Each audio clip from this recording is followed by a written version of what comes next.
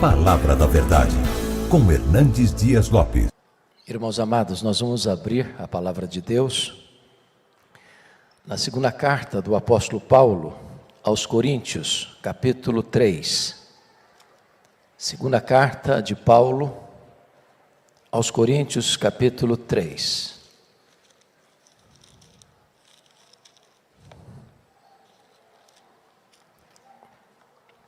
Faremos a leitura dos versos 12 a 18. 2 Coríntios 3, 12 a 18. Tendo, pois, tal esperança, servimo-nos de muita ousadia no falar. E não somos como Moisés, que punha véu sobre a face, para que os filhos de Israel não atentassem na terminação do que se desvanecia.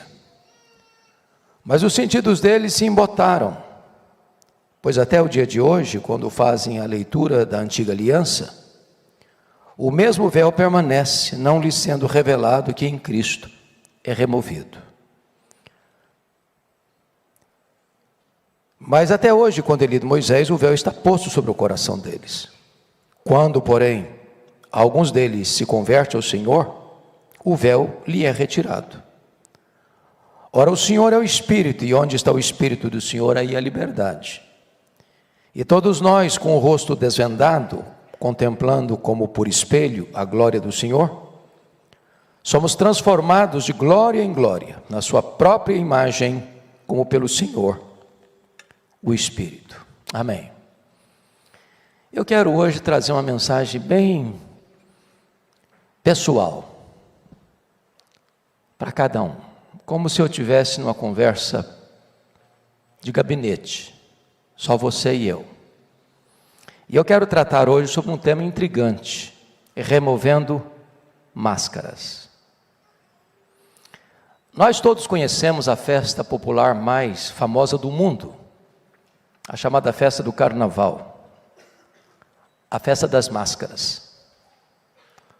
Algumas pessoas se revelam colocando máscaras, outras retirando as máscaras.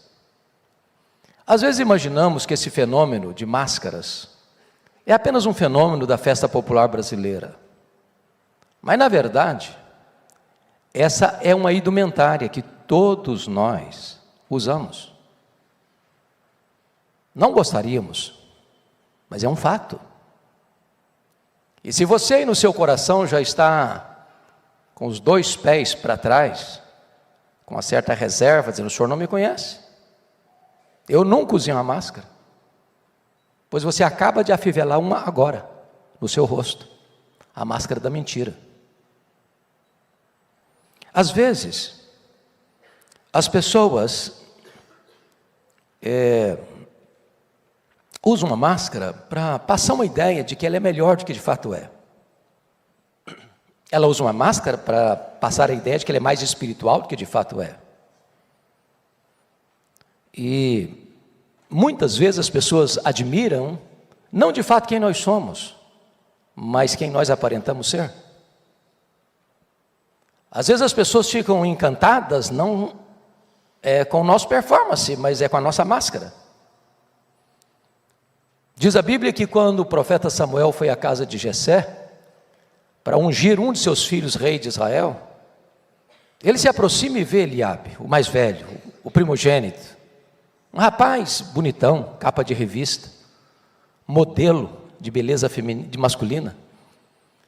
E o profeta foi logo impressionado com aquela imagem e disse: certamente está perante o Senhor o seu escolhido. E Deus disse para o profeta: vai devagar, profeta.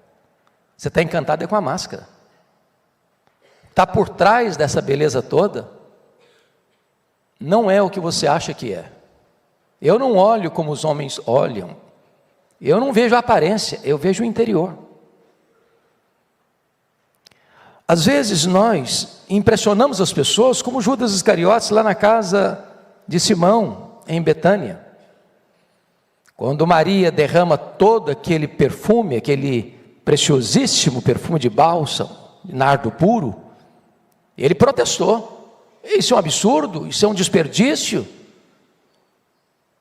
Esse perfume podia ser vendido por mais de 300 denários e dar-se aos pobres. Que discurso bonito. Que filantropo mais sensível. Mas a Bíblia diz que ele era ladrão. Esse discurso de ajudar os pobres era apenas uma fachada. Ele estava interessado em embolsar essa grana. Máscara. O problema das máscaras é que elas não ficam muito bem afiveladas. Às vezes elas ficam meio soltas. E às vezes elas caem nas horas menos apropriadas. Me permita ilustrar. Havia um cidadão que tinha acabado de se formar na faculdade de Direito. Abriu um belo escritório, mobiliou o escritório, e todo dia ele ia para o escritório. Terno bem passado, sapato de cromo alemão, uma valisa de couro muito bonita. E ele entrava no seu escritório. Ele só tinha um problema. Ele não tinha nenhum cliente ainda. Um dia, veio aproximando o primeiro cliente. E ele ficou muito animado. Dizia, agora. E quando a pessoa estava entrando, ele pega o telefone e começa a falar. Como se estivesse tratando de um grande negócio, envolvendo muito dinheiro, para passar a ideia de que ele era um grande advogado, de tratando de grandes causas. E quando ele botou o telefone no gancho, disse assim para o cliente, seja bem-vindo, é um prazer recebê-lo aqui. E a pessoa disse, pois é, eu sou funcionário da Telefônica e vim ligar o seu telefone porque ele não está ligado ainda. Às vezes as máscaras caem. Então, eu gostaria de, à luz do texto lido, ver com vocês algumas das máscaras que às vezes nós usamos. Em primeiro lugar, a máscara da piedade. Veja você nos versos 12 e 13, tendo, pois, tal esperança, servimos-nos de muita ousadia no falar. E não somos como Moisés, que punha véu sobre a face, para que os filhos de Israel não atentassem na terminação do que desonecia. Irmãos, Moisés é um dos maiores líderes da história. A Bíblia o chama de homem de Deus. Um dos líderes mais fortes que a Bíblia o apresenta. Foi o homem que arrancou o povo de Israel de uma amarga escravidão, enfrentando com o seu bordão a maior autoridade do mundo da época, Faraó. O grande líder, o grande legislador, o grande intercessor, o homem que marcou a história do seu povo, um homem de uma coragem invulgar. Porém, a Bíblia diz que houve um momento em que Moisés não foi ousado. Quando ele subiu no monte para receber a lei, quando ele desceu, diz a Bíblia que o rosto dele, a pele do rosto dele brilhava. A Shekinah da glória de Deus estava estampada no rosto dele. As pessoas não podiam aproximar para falar com ele. Então o que ele fez? Ele colocou um véu. Assim as pessoas podiam se aproximar para falar com ele. O problema é que de repente o próprio Moisés percebeu que aquela glória foi se apagando, foi se desvanecendo. E não tinha mais brilho. Mas ele continuou com o véu, querendo passar a ideia de que era muito bom as pessoas olharem para ele, esse homem tem a glória de Deus estampada no rosto. É a máscara da piedade. Ele não precisava mais do véu, mas continuou com o véu. Quantas vezes, meus amados irmãos, nós somos assim. Nosso palavreado, quando a gente está perto das pessoas, é mais rebuscado. Os nossos gestos mais medidos. As nossas atitudes mais refletidas. A gente passa uma imagem bonita. Puxa, como fulano é crente, como fulano é espiritual. Nossa, que homem de Deus, que mulher de Deus. E de repente aquilo pode ser uma bela de uma máscara. E as pessoas estão admirando demais Não quem somos, mas quem nós aparentamos ser. Se você pensa que homens de Deus não usam, Moisés usou. Moisés usou essa máscara. Não é uma questão de posição. Hofni e Finéias levaram a arca da aliança para o campo de batalha. Eles eram sacerdotes. E acharam que a posição que ocupavam, ou a posição que estavam, estava tudo bem. Só que Deus não olha para a aparência, Deus vê o coração. Mas vamos a uma segunda máscara, que eu chamaria a máscara do orgulho. Quando Moisés desceu com as tábuas da lei, o povo disse assim para Moisés: tudo que o Senhor falou, nós faremos. Eu pergunto a vocês, fizeram? Não. Por que não? Faltava-lhes poder. Mas eles achavam que eles tinham condições neles mesmos de fazer tudo. Quando eu coloco o meu eu no centro, eu faço, eu aconteço, aí está a máscara do orgulho. Porque o eu não faz nada. Eu não tenho capacidade por mim mesmo de fazer nada. É por isso que Paulo, quando retorna da primeira viagem missionária, reunida a igreja de Antioquia, eles não relataram quantas coisas fizeram eles, mas quantas coisas fizera Deus. Eu fico imaginando o problema, por exemplo, de Pedro, quando disse para Jesus assim: Senhor, ainda que todos te abandonem, eu, Pedrão aqui, jamais. Confira o meu taco. Eu sou bom. Eu não me acovardo. A corda não rói do meu lado. Eu sou batuta. Conta comigo. Nesse momento ele estava achando que ele era melhor que os outros. E fracassou. É por isso que Paulo vai dizer o seguinte: quando eu sou forte, eu sou fraco. Mas quando eu sou fraco é que eu sou forte. Se eu confiar em mim mesmo, fracasso. E Paulo está tratando disso dentro do contexto da nova aliança. Porque a pergunta que ele fez sobre a nova aliança: graças porém a Deus, que em Cristo sempre nos conduz em triunfo, e por meio de nós manifesta a fragrância do seu conhecimento, tanto nos que são salvos como nos que se perdem. E ele pergunta aqui: mas quem é suficiente para essas coisas? A resposta fica no ar, sem resposta, no capítulo 2, verso 16. Mas a resposta vem no capítulo 3, versos 4 e 5. A nossa suficiência vem de Deus. É Deus. É Deus. Eu não sei se você já parou para perguntar,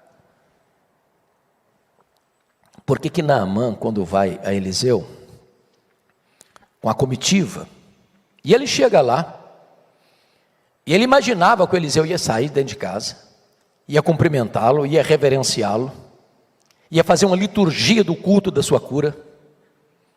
E diz a Bíblia que o Eliseu nem sai de dentro de casa, mas no recado: fala lá com o general Naamã aí, para ir lá no Jordão e mergulhar 7 vezes. E ele ficou muito irritado. Esse cara não me deu a importância que eu tenho. Ele não veio bater continência para mim. Ele não sabe quem eu sou. Ele não sabe a importância que eu tenho. E se o negócio é mergulhar em rio, lá na nossa terra tem rios melhores que esse Jordão barrento. Por que ele está tomando essa atitude? E por que Eliseu está tendo essa atitude? É que ele era um general, ele era um homem muito importante, mas ele era leproso. Isso era uma informação doméstica, interna, porque se fosse divulgado isso externamente, ele não podia ser general, ele não podia estar à frente de uma batalha, ele tinha que estar numa caverna de leprosos. Eliseu manda ele mergulhar, sabe por quê? Porque com todo o aparato que ele tinha, ele não podia mergulhar, senão ele ficava lá dentro do fundo do rio. Antes de mergulhar, tinha que tirar todo aquele aparato, toda aquela parafernália. Ele tinha que mostrar para todo mundo que ele era leproso.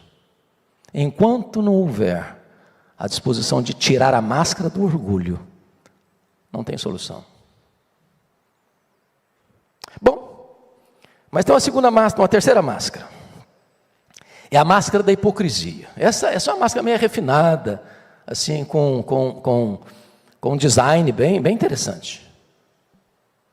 A palavra hipócrita vem da palavra ator. O que é um ator? Ator é uma pessoa que exerce um papel diferente da vida dele. Ele representa uma outra pessoa. Ele se põe e se coloca no lugar da outra pessoa.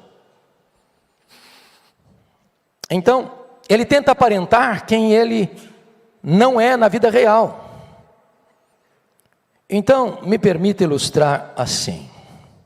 Diz a Bíblia que o Davi, que era um homem de Deus, um líder extraordinário, num dado momento, quando devia estar no campo de batalha com os seus soldados, ficou sozinho no palácio. E ele levanta do leito de tarde. Gente, de tarde não é hora para ninguém levantar da cama, não é verdade? O cara que levanta da cama de tarde, ou é porque não dormiu de noite, porque estava fazendo alguma coisa muito grande no dia anterior, mas ele estava ocioso. E a Bíblia, e os ditados populares dizem: cabeça vazia e a oficina do diabo. Ele levanta, ele está no palácio, uma espécie de mirante, de lá de cima ele tem uma visão privilegiada, e ele viu uma mulher tomando banho. Deu para perceber que a mulher era bonita. E ele não se contentou em olhar, ele mandou alguém investigar. E a notícia que chega é horrível, porque diz: olha, essa mulher aí é casada, e ele é casada com um soldado seu, e esse soldado seu aí é homem de confiança seu também.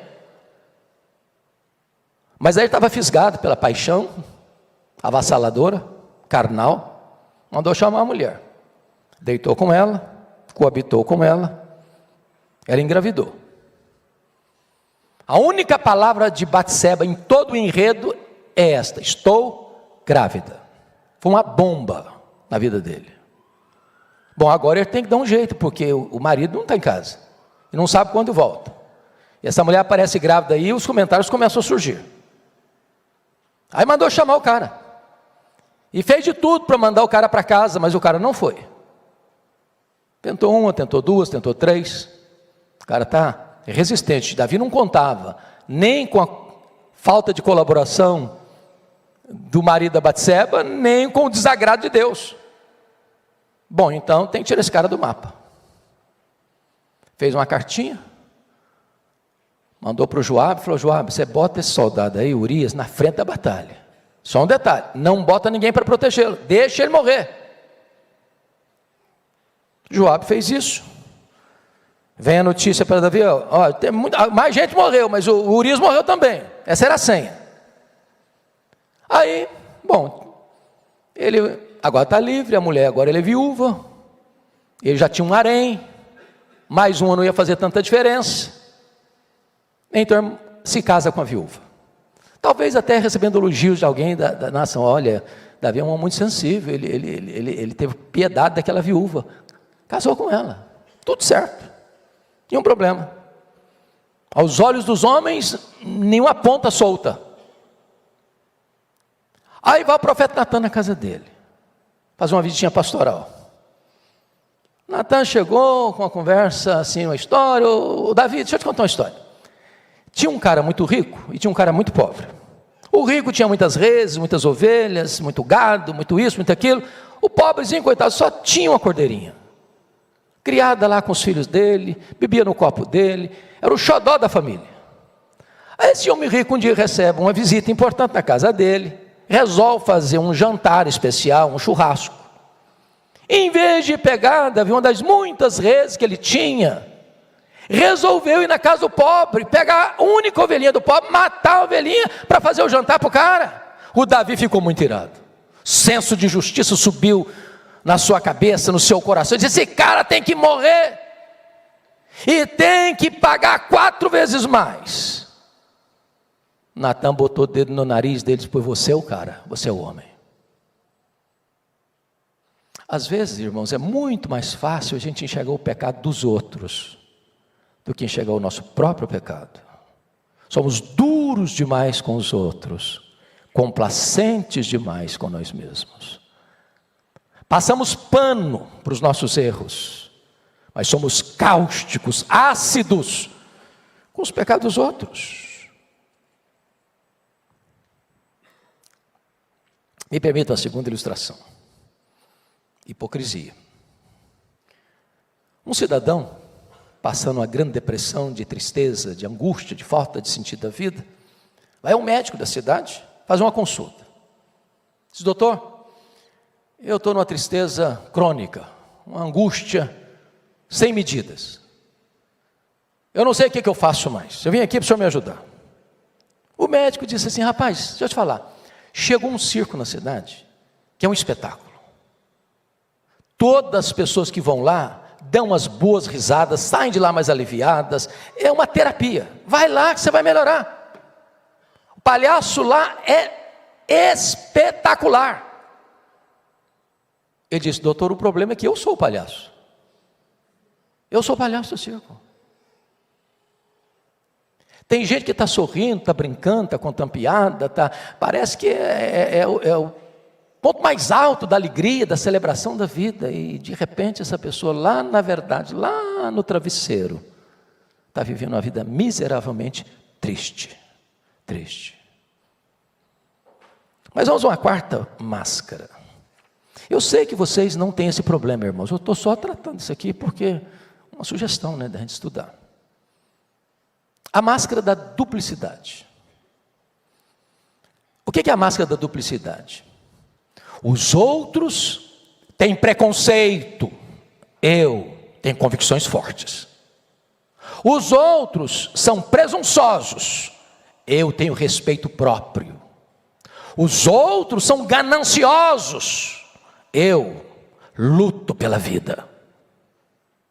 Os outros são estourados, destemperados, eu tenho ira santa. Às vezes a gente usa essas máscaras da duplicidade. Lembra dos irmãos de José? Quando foram lá para o Egito? José descobriu que eram irmãos e foi tratando deles, foi levando-os à convicção de pecado. Lá pelas tantas, nas cenas, eles disseram assim para José: nós somos homens honestos. E José olha no pé deles: é honesto, né? É honesto, hein? Duplicidade. Às vezes, irmãos, esses véus, essas máscaras têm forma de virtude cristã. Os fariseus olhavam para as pessoas: olha que vida horrível. Senhor, eu te dou graças, porque eu não sou desse naipe de gente. Não sou. Eu sou uma pessoa boa, eu faço oração, eu faço jejum, frequento a sinagoga, entrego meu dízimo, eu sou o padrão. Às vezes somos assim. Eu posso até ter essa fraqueza aqui, mas essas outras aqui eu não tenho. É igual o cidadão que estava dirigindo o seu carro e passou a 120 com a plaquinha de 80. O guarda estava de espreita, deu o sinal, o cara parou. O guarda falou: você não viu a placa? A placa eu vi, seu guarda, eu não vi o senhor aqui. Pois é, eu vou multar você. Falou: senhor guarda, deixa eu dizer uma coisa para o senhor, eu sou um honesto, sou um cara trabalhador. Eu nunca roubei de ninguém, eu nunca matei ninguém, eu nunca adulterei, eu não sou assim, eu sou assado, eu sou uma pessoa boa. Falou: o senhor pode ser tudo isso, mas isso não isenta o senhor de levar uma multa, porque o senhor transgrediu uma lei do trânsito. Às vezes nós queremos passar pano nos nossos próprios pecados. Mas vamos a outra máscara. A máscara da falsa modéstia. Sabe aquela máscara assim eu me orgulho da minha humildade?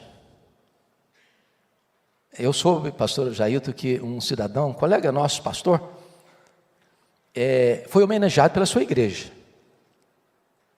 E aí a igreja deu para ele uma medalha, muito bonita, um broche muito bonito, sobre humildade. O problema é que no domingo seguinte ele estava com um broche na lapela do paletó. Eu sou um homem humilde. Às vezes nós ostentamos uma falsa humildade. Às vezes, nós somos como o alerta de Jerônimo, pai da igreja. Ele disse assim: cuidado com o orgulho da humildade. Ah, pastor, eu não sei fazer nada, eu não tenho dom nenhum, eu não sei trabalhar, eu estou aqui tentando servir a Jesus, mas eu não sei fazer nada. Isso é orgulho. Isso é orgulho. Isso é falsa humildade. Isso é máscara.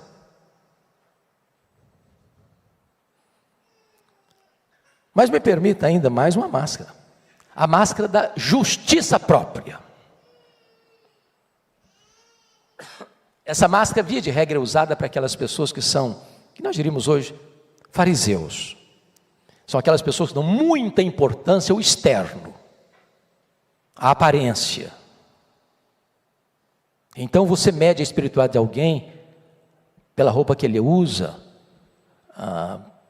pela maneira como ele se comporta externamente, e aí se cria um protótipo, um padrão, bem farisaico, que Jesus denunciou. O cara limpa o exterior do copo, tudo bonitinho, mas lá dentro está sujo. Dia dos Finados, 2 de novembro, vai lá no cemitério, pinta as catacumbas tudo de branquinho, parece que está tudo limpinho, lá dentro está tudo podre. Usamos essa máscara quando uma fraqueza nossa é exposta. Eu posso ter esse problema sim, é verdade, mas eu não tenho esse, aquele outro problema. Máscaras. No nosso guarda-roupa tem muitas máscaras. Mas há uma outra ainda que eu quero tratar aqui com você, que é a máscara hipersensibilidade, sutil. Você conhece gente hipersensível? Gente cristal, porcelana, qualquer coisinha se melindra. Qualquer coisinha, também eu não vou ficar mais nessa igreja. Também vou embora daqui. Também nunca mais trabalho na igreja.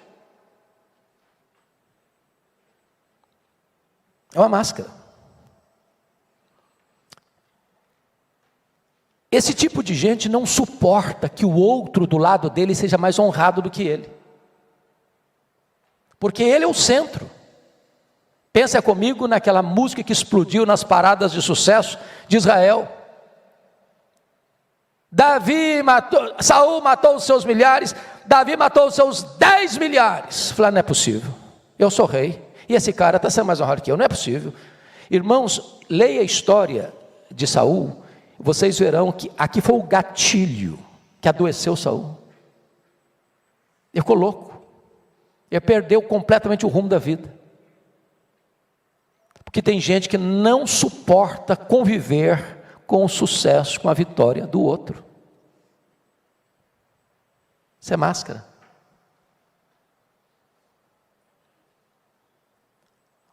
Os entendidos dessa área dizem que você e eu temos muito mais facilidade de chorar com os que choram do que nos alegrarmos com os que se alegram. Você vai visitar o seu irmão quando ele está passando um perrengue. Mas via de regra, você não vai visitar o irmão porque foi promovido. Ô irmão, eu vim aqui me alegrar com você, porque estou sabendo que Deus impulsionou sua vida, você está num outro patamar no seu trabalho, na sua empresa, e eu quero me alegrar com você.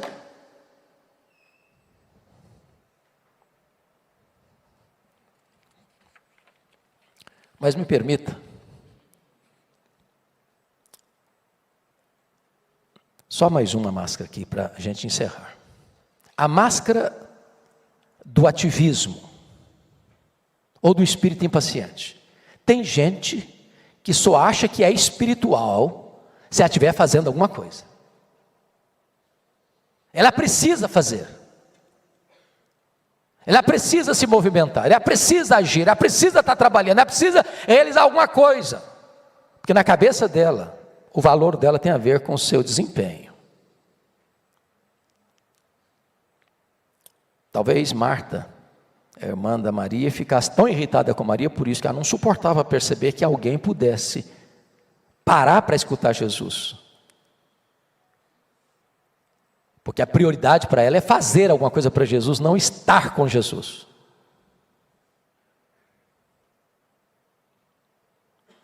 Às vezes a nossa vida, irmãos, tem muita atividade. Tem um personagem chamado Pierre G. de Ibsen. E esse personagem percorreu o mundo e conheceu muitos lugares, e experimentou muitas aventuras. E depois de ir para todos os lugares e viver todas as realidades possíveis, ele volta para a sua terra, entra na sua casa, vai ao seu quintal, encontra um canteiro de cebolas, arranca uma cebola e começa a descascar a cebola. Para cada casca que ele tira, ele dá uma atividade, um local que ele visitou, uma experiência que ele teve, um restaurante que ele comeu, um show que ele frequentou. E quando terminou, a cebola só tinha casca. Não tinha núcleo, não tinha essência. Tem gente que corre demais porque falta essência. Ela não sabe conviver com ela mesma. Ela não sabe ficar em silêncio. Ela não sabe parar. Pois bem, amados, a grande pergunta agora é a seguinte: como é que remove essas máscaras? Eu não sei se você está aí argumentando no seu coração, bom, pastor, o senhor está falando isso aí, mas nada disso não tem nada a ver comigo. No meu guarda-roupa não tem nenhuma dessas máscaras. E eu vou ficar muito preocupado se você está pensando assim. Porque um estado mais avançado do problema é quando você acha que não tem o problema. Que quando você acha que você não tem o problema, você não busca cura, nem restauração. Então o nosso texto diz a primeira coisa no verso 16, 15 e 16, mas até hoje, quando é lido Moisés, o véu está posto sobre o coração deles. Quando, porém, alguns deles se convertem ao Senhor, o véu lhe é retirado. A experiência pessoal com Jesus dá para você o privilégio de viver uma vida autêntica. Graças, porém, a Deus, que em Cristo sempre nos conduz em triunfo e por meio de nós manifesta a fragrância do seu conhecimento, tanto nos que são salvos, como nos que se perdem, para esse cheiro de morte para a morte, para aqueles aroma de vida para a vida. Segundo, você vai arrancando as máscaras pela transformação operada pelo Espírito Santo de Deus. Olha comigo o versículo 17 e 18. Ora, o Senhor é o Espírito, e onde está o Espírito do Senhor, aí a liberdade. E todos nós com o rosto desvendado, contemplando como por espelho a glória do Senhor, somos transformados de glória em glória, na sua própria imagem, como pelo Senhor o Espírito. Você tem um padrão, você tem um modelo, e esse modelo é perfeito, e esse modelo é Jesus. Você vai mirar esse modelo. E o Espírito Santo vai transformando você, vai arrancando as máscaras, vai arrancando as máscaras, vai arrancando as máscaras, e você vai olhando para Jesus, e você vai sendo transformado pelo Espírito Santo, a imagem de Jesus, o varão perfeito, o padrão pleno e máximo do que nós chamamos de espiritualidade. Se vocês perceberam comigo, e eu queria muito que vocês lessem comigo para a gente fechar, porque o contexto dessa passagem é o contraste entre velha aliança e nova aliança. Na velha aliança tudo depende de mim, tudo que o Senhor falou nós faremos. Na nova aliança, a nossa suficiência vem de Deus. A velha aliança tem sua glória, mas a velha aliança é a glória, a luz no rosto de Moisés. E o brilho no rosto de Moisés é um brilho desvanecente. A graça é o brilho no rosto de Jesus. Essa glória nunca se apaga. Então vamos ler capítulo 3, versos 7 a 11. Fique em pé para ler comigo. E eu peço que você leia com voz bem clara, bem eloquente, bem nítida. Capítulo 3, versos 7 a 11, vamos juntos? E se o ministério da morte, gravado em letras em pedras, se revestiu de glória, a ponto de os filhos de Israel não poderem fitar à face de Moisés, por causa da glória do seu rosto, ainda que desonestante, como não será de maior glória o ministério do Espírito? Porque se o ministério da condenação foi glória, em muito maior proporção será glorioso o ministério da justiça. Porquanto, na verdade, o que outrora foi glorificado, neste respeito, já não resplandece diante da atual sobreexcelente glória. Porque se o que se desoneste teve sua glória, muito mais glória tem o que é permanente. Hoje nós temos o Espírito Santo, que trabalha em nós, esculpindo em nós a beleza de Jesus. As máscaras podem ser arrancadas. Não precisamos viver com capuzes, disfarces, porque temos liberdade em Cristo para sermos transformados de glória em glória na imagem de Cristo, pelo Espírito Santo, o Senhor. Feche os seus olhos. Vamos orar. Deus, essa mensagem é para mim, é para os meus irmãos aqui nesta noite. Como já lemos e como já oramos aqui, o nosso coração é desesperadamente corrupto. Às vezes nós enganamos a nós mesmos, às vezes tentamos enganar os outros. Tentamos até mesmo enganar-te, ó Deus. Então, o que nós pedimos nesta noite, Senhor, dá-nos consciência de quem somos. Não permita, Deus, que vivamos uma espiritualidade cênica. Dá-nos a bênção de sermos autênticos na Tua presença. Que essas máscaras que foram afiveladas no nosso rosto sejam removidas, para que vivamos uma vida íntegra, honesta, verdadeira, na Tua presença. Abençoa o Teu povo aqui hoje, Senhor. Que entendamos que há perdão em Cristo Jesus, que o sangue de Jesus nos purifica de todo pecado, e que o Espírito Santo está em nós, santificando-nos, aperfeiçoando-nos, tornando-nos pessoas parecidas com Jesus, porque este é o Teu grande projeto. Fomos predestinados para sermos conformes à imagem do Teu Filho. Bendito seja o Teu nome, em nome de Jesus. Amém.